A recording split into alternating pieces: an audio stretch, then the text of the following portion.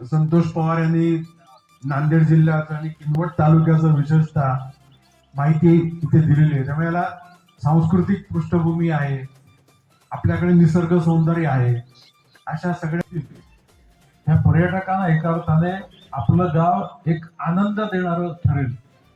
जी मधमाशी आपल्याला देते, आपल्याला मत देते, तसं इथे येणाऱ्या पर्यटकांना आपण भंडारवाडीचं मत देऊ.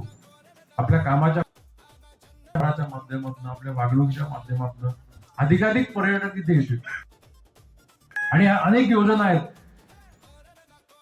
याचा उल्लेख केला. त्या योजना आहेत, प्रामुख्याने आदिवासी गाव आहे, आदिवासी विकास मंत्रालयाच्या असतील त्या योजनांचं इथे.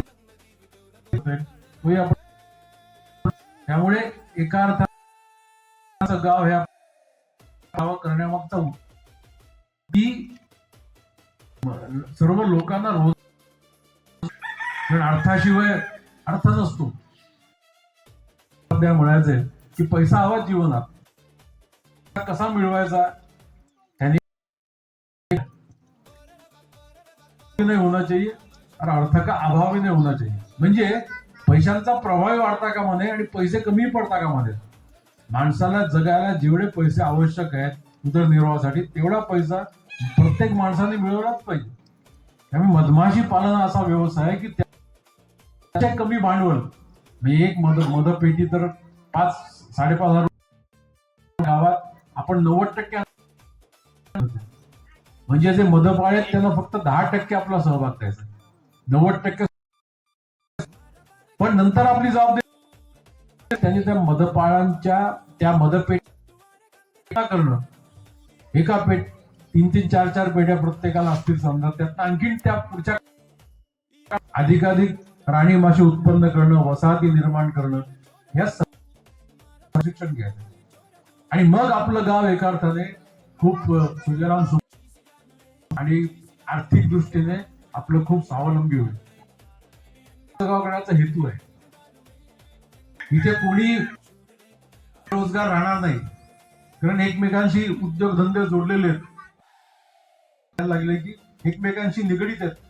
त्यामुळे असं मधाची प्रत्येक जिल्ह्यात एक करणं, घेऊन खादी मंडळ उतरलं.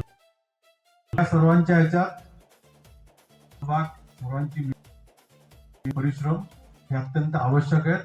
आपण खूप चांगल्या पद्धतीत आज इथे पुढच्या काळात आपला असाच एकोपा या सगळ्या गावात राहील आणि आपण एक आदर्श गाव करू. मी आज सगळं मांगरचं नेहमी पहिलं उदाहरण देतात, तेव्हा आपल्या सर्वांनी ठरवलं पाहिजे आपलं भंडारवाडी सुद्धा प्रधानमंत्र्यांपर्यंत पोहोचलं पाहिजे गाव.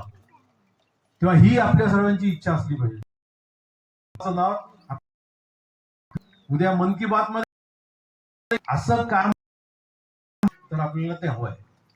असं गाव, मला आत्मविश्वास आहे पद्धतीत काम करत आहे. त्याला एक लौकिक प्राप्त. पुन्हा एकदा आपल्या सगळ्यांना धन्यवाद. आणि एका गावात पुन्हा एकदा आम्ही केलं असं नाही, आमचे सगळे अधिकारी दिवस मेहनत घेत आहेत. मार्गदर्शन या सगळ्यांचं सहकार्य हे असणारच आहे. आपण सुद्धा आपल्याला कुठच्या अडचणी येतात हे आपण सांगितल्या पाहिजे. सांगितण्याचा आपण लगेच एकमेकांच्या समन्वयाने, एकमेकांच्या संवादाचं गाव करू. मदत असं आहे की ज्याच्यात गोडवा आहे. म्हणजे आपल्या सगळ्या इतिहासात, मानवाच्या इतिहासात पदार्थ माणसाला चव ज्याची मिळाली तो मध आहे. त्यामुळे असा मधाचा गोडवा आपण या गावात निर्माण करू आणि सर्वांना आकर्षित करू. मधमाशी जशी आकर्षित करते, फुलांकडे जाते, तसा या गावातला प्रत्येक नागरिक हा मधमाशी बनेल. मधमाशी आपण सर्वांना येण्यासाठी त्यामुळे आपल्या सगळ्यांनी आणि ते आपण सर्वांना पार पडाल मला नक्की विश्वास आहे. मला इथे दिली, मला इथे पुन्हा पुन्हा यावंसं वाटेल.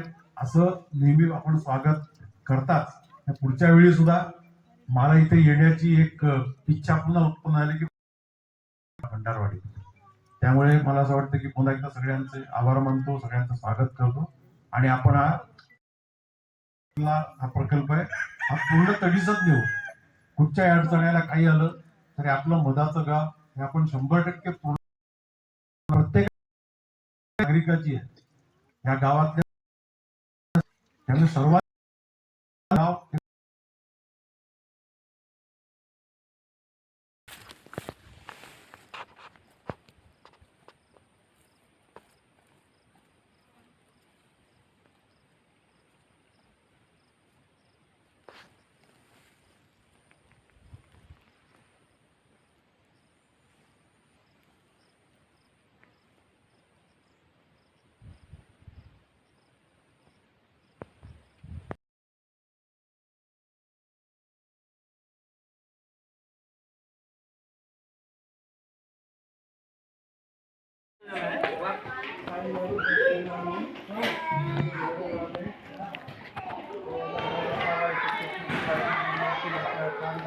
पूरक आहारामध्ये आम्ही टाकतो ऑर्गॅनिक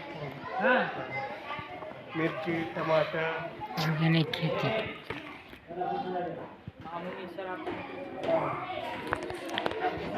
वगैरे असंही वगैरे